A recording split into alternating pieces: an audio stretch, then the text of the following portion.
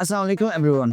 दोस्तों, ये बात सोचने में कितनी अजीब लगती है कि एक दिन सुबह आप उठें और आपको पता चले कि आपकी वो नौकरी जिसे आप सालों से कर रहे हैं वो आपकी नहीं रही, क्योंकि आपकी जगह एक एआई टूल का इस्तेमाल किया जाएगा।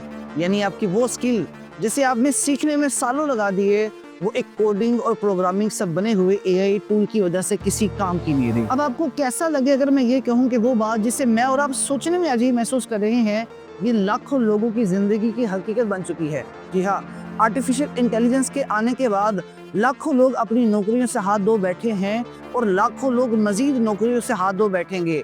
और ये बात सिर्फ नौकरियों तक महदूद नहीं, वो वक्त दूर नहीं कि जब आपकी जिंदगी के बड़े बड़े फैसले आपसे छीन के आर्टिफिशियल इंटेलिजेंस को दे दिए जाएंगे। आप क्या काम करेंगे, कहाँ काम करेंगे, क्या खरीदेंगे, कितना खरीदेंगे, हत्ता कि आपकी शादी किससे होगी, ये फैसले भी आर्टिफिशियल इंटेलिजेंस करेगा आपके लिए। जब एआई को पहली दफा इंट्रोड्यूस करवाया गया तो कहा गया that artificial intelligence will change the world. लेकिन यहाँ पे सवाल ये बनता है that if a change looks like this one, Isn't it too expensive? दोस्तों, आज की इस वीडियो में हम आर्टिफिशियल इंटेलिजेंस को एक नए जाविये नजर से देखेंगे और देखेंगे कि एआई का इंसानी जिंदगी के ऊपर, इंसानी सोच के ऊपर और हमारे माहौल के ऊपर क्या असर पड़ता है। तो चलिए बात करते हैं।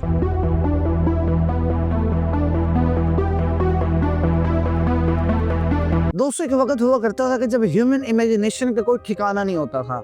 मोनालिसा जैसे मास्टरपीस, बेथहोवन जैसी सिम्फनीज, शेक्सपियर के प्लेज एक इंसानी दिमाग के जादू का नतीजा हुआ करते थे। राइटर्स कई दिन लगाकर अपने आइडियाज को पॉलिश करते थे। सॉन्ग राइटर्स रातें जागते थे और गाने लिखते थे और उन गानों के अंदर अपने जज्बात की अक्कासी करते थे।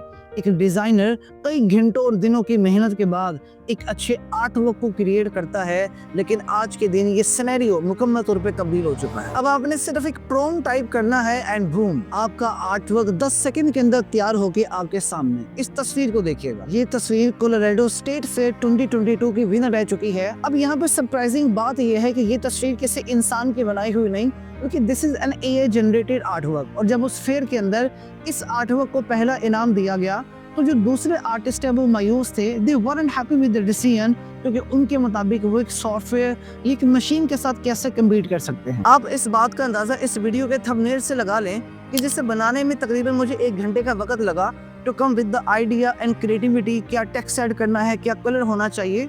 But on the other hand ये दूसरा थंबनेल जो आपके सामने अभी आ रहा है, ये मैंने चैट जीपीटी के अंदर सिंपल प्रॉम्प्ट से बनाया एंड विद इन सेकंड्स ये थंबनेल बनके मेरे सामने आ गया, which is not bad at all। अब जहाँ पे हम ये कंसीडर करते हैं कि एआई की परफॉर्मेंस बहुत एक्स्ट्राऑर्डिनरी है, टाइम सेविंग है, वहाँ पे हमें ये भी कंसीडर करना पड़ेगा that AI is killing human creativity।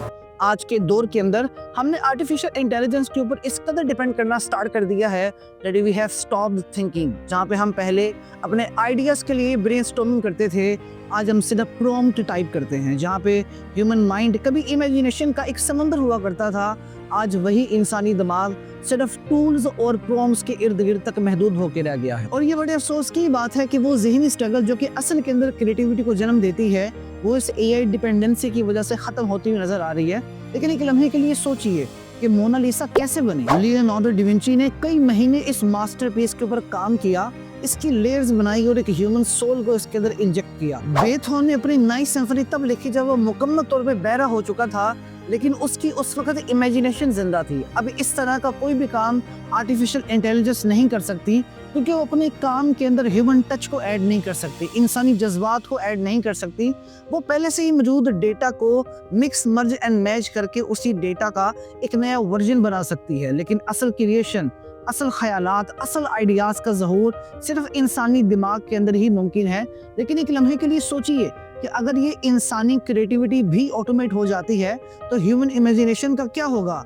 हम नए ख्यालात सोचना, ख्वाब देखना, नए आइडियाज को जनरेट करना मुकम्मल तौर पे खत्म कर देंगे। आर्टिफिशियल इंटेलिजेंस का एक और स्केरी एस्पेक्ट है इसकी डीफेक टेक्नोलॉजी, कि जिसके अंदर आपकी शक्ल को किसी भी बॉडी के साथ अटैच किया जा सकता है या आपकी आवाज का इस्तेमाल किया जा सकता है कुछ भी बोलने के लिए या कहलवाने के लिए। जब 2020 के अंदर डीफेक टेक्नोलॉजी आई तो उसने दुनिया को हिला के रख दिया। Can be done in a way that none of those failures of the past would recur because just the physics of how it's built.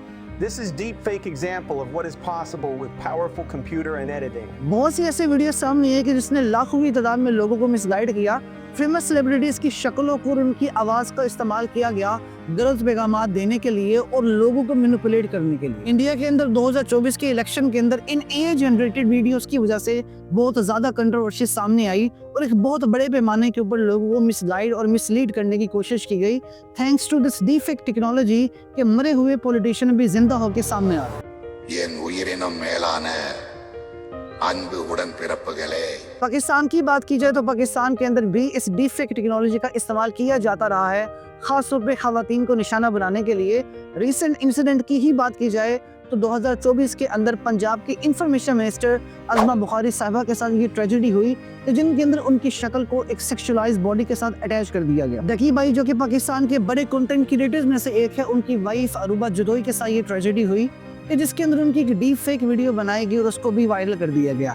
और दोस्तों ये सिर्फ 2 इंसिडेंट ही नहीं है, बल्कि ऐसे कई वाकयात हमें मिलते हैं जो ये बात साबित कर देंगे कि डीप फेक टेक्नोलॉजी से हमारी और हमारी माँ बहनों की जो इज्जतें हैं वो बहुत ज़्यादा वल्नरेबल हो चुकी हैं। इस रिपोर्ट को देखिएगा। वर्ल्ड इकोनॉमिक फोरम के मुताबिक 2025 तक आर्टिफिशियल इंटेलिजेंस की वजह से दुनिया से 85 मिलियन नौकरियां खत्म हो चुकी होंगी। और यहाँ पे सिर्फ ब्लू कॉलर जॉब की बात नहीं हो रही, बल्कि व्हाइट कॉलर इंडस्ट्री भी इस बदलते ही दुनिया के हिस्से के अंदर आएगी। कस्टमर सर्विस के अंदर इंसानों की बजाय चैट बोट्स होंगे जो कि 24/7 काम करेंगे। कंटेंट राइटर्स और कॉपी राइटर्स की बजाय चैट जीपीटी होगी जो कि लिखने का सारा काम करेगी। ह्यूमन सर्जरीज की बजाय रोबोटिक सर्जरीज देखने को मिलेगी कि जिसके अंदर एक रोबोट ही ऑपरेशन से लेकर मेडिसिन देने तक का सारा काम करेगा। अब ये बात तो हकीकत है कि आर्टिफिशियल इंटेलिजेंस के आने से पूरी दुनिया के अंदर जो जॉब सिनेरियो है वो तब्दील होकर रह गया है, मगर इसका सबसे ज्यादा असर पड़ा है अंडर डेवलपिंग कंट्रीज के अंदर। पाकिस्तान, बांग्लादेश, ये इंडिया जैसे ममालिक वो हैं कि जिनके अंदर अनएम्प्लॉयमेंट रेट पहले ही बहुत ज़्यादा है, बेरोजगारी का मसला पहले ही बहुत ज़्यादा है और आर्टिफिशियल इंटेलिजेंस के आने से इन ममालिक के अंदर जो जॉब सिचुएशन है वो मजीद नैरो हो चुकी है। दोस्तों आर्टिफिशियल इंटेलिजेंस का इंसानी ज़िंदगियों के साथ साथ हमारे माहौल के ऊपर भी एक नेगेटिव इम्पैक्ट है। जब AI टूल जैसे चैट जीपीटी को ट्रेन किया जाता है तो एक बहुत बड़ी मिकदार के अंदर इतना ज़्यादा कार्बन डाइऑक्साइड प्रोड्यूस होता है जितना 5 गाड़ियां अपनी पूरी जिंदगी के अंदर प्रोड्यूस करती हैं। अब एक गाड़ी अपनी पूरी लाइफ टाइम के अंदर इन्वायरमेंटल पोल्यूशन के अंदर कितना हिस्सा डालती है, अब इस बात का अंदाजा तो लगा सकते हैं, लेकिन इस बात को इमेजिन करिए कि अगर दुनिया के अंदर हजारों AI टूल्स को ट्रेन किया जाए, हजारों AI टूल्स को ऑपरेट किया जाए तो इससे हमारे इन्वायरमेंट के ऊपर क्या असर पड़ेगा। जब आप AI टूल जैसे चैट जीपीटी, मिडजर्नी हो गया को इस्तेमाल करते हैं तो ये टूल्स अपने डेटा सेंटर के मैसेज सर्वर को इस्तेमाल करते हैं और इन डेटा सेंटर्स को ऑपरेट करने के लिए एक बहुत बड़े स्केल के ऊपर एनर्जी रिक्वायर्ड होती है। एवरेजली बात की जाए तो एक एवरेज डेटा सेंटर अपने AI टूल को ऑपरेट करने के लिए 100 मेगावाट्स की एनर्जी कंज्यूम करता है, जो कि एक छोटे शहर को चलाने के लिए काफ़ी होती है। ये AI टूल्स हमारी पूरी दुनिया की 1 से 2% की इलेक्ट्रिसिटी को भी कंज्यूम करते हैं। अब सुनने के अंदर 1 से 2% का फिगर बड़ा छोटा सा लगता है, लेकिन अगर आप इसको इंडस्ट्री लेवल के ऊपर देखेंगे तो ये फिगर बहुत ही ज़्यादा बड़ा और ख़तरनाक लगेगा और इसका हमारे क्लाइमेट के ऊपर बहुत ज़्यादा नेगेटिव इम्पैक्ट होगा। और इन डेटा सेंटर्स को ऑपरेट करने के लिए एनर्जी के अलावा पानी भी बहुत ज़्यादा रिक्वायर्ड होता है। जी हाँ, हज़ारों लीटर पानी रोज़ाना की बुनियाद के ऊपर इस्तेमाल किया जाता है ताकि इन डेटा सेंटर्स को ठंडा रखा जा सके। अब ज़रा एक लम्हे के लिए सोचिए कि अगर दुनिया के अंदर रोज़ाना की बुनियाद के ऊपर बिलियंस ऑफ AI क्यूरीज होती हैं तो ये डेटा सेंटर ऑपरेट करने के लिए कितनी ज़्यादा एनर्जी का इस्तेमाल करेंगे, कितने ज़्यादा पानी का इस्तेमाल करेंगे और इसका असर हमारे इन्वायरमेंट के ऊपर क्या होगा। दोस्तों मैं आर्टिफिशियल इंटेलिजेंस के खिलाफ बिल्कुल भी नहीं, मेरे मुताबिक AI डेवलपमेंट बहुत ज़्यादा ज़रूरी है दुनिया की तरक्की के लिए। बात चाहे मेडिकल एडवांसमेंट की हो, एजुकेशन की हो या ऑटोमेशन की हो, इसके बहुत ज़्यादा फ़ायदे हैं। मैं अगर खिलाफ हूँ तो उस कॉस्ट के हूँ जो हमें इस तरक्की के लिए पे करनी पड़ रही है। अगर कॉस्ट है the end of human creativity, अगर कॉस्ट है the end of human decision making power, अगर कॉस्ट है द डिस्ट्रक्शन और इकोसिस्टम, तो मेरे मुताबिक it is a big cost to pay. दोस्तों ये एक अनडिनाइबल फैक्ट है कि आज हम उस दौर में खड़े हुए हैं कि जहाँ पे एक मशीन जैसे हमने खुद बनाया है वो हमारी जिंदगियों के हर एक पहलू को तब्दील करेगी।